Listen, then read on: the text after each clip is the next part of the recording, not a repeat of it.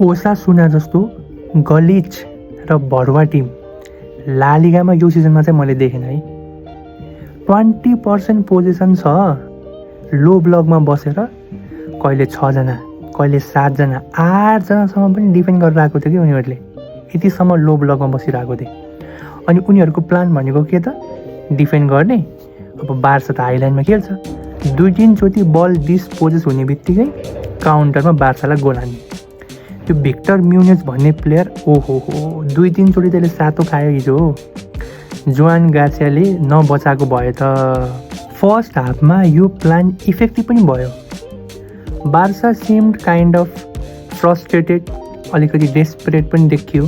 केटाहरूले बल ड्याङडुङ यताउता हानिरहेको थिए होइन। But there comes our manager Hansi Flick. He believed in his team. Half टाइममा उसले कुनै पनि चेन्ज गरेन लाइनअपमा। अनि ही सेड होइन, to believe, to be calm, to remain focus. अनि चान्स होइन, ट्राई गर्ने चान्स आउँछ, चान्स पाउँछौँ हामीले। And that happen later on.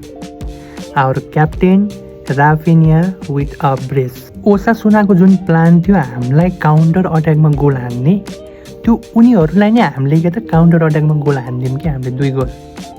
अनि our defence look solid yesterday.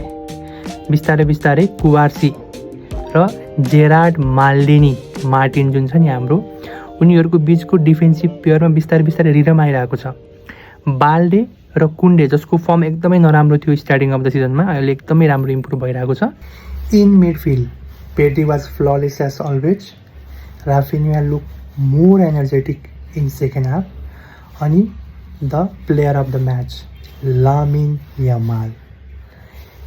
स्टार्टिङमा first हाफमा केही स्ट्रगल गर्नु पऱ्यो पनि सेकेन्ड हाफमा he was untouchable.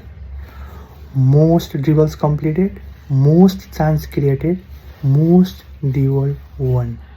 And table looks amazing from the top. 7 points advantage. अब आज रियल म्याड्रिडको गेम छ, लेट्स सी के हुन्छ।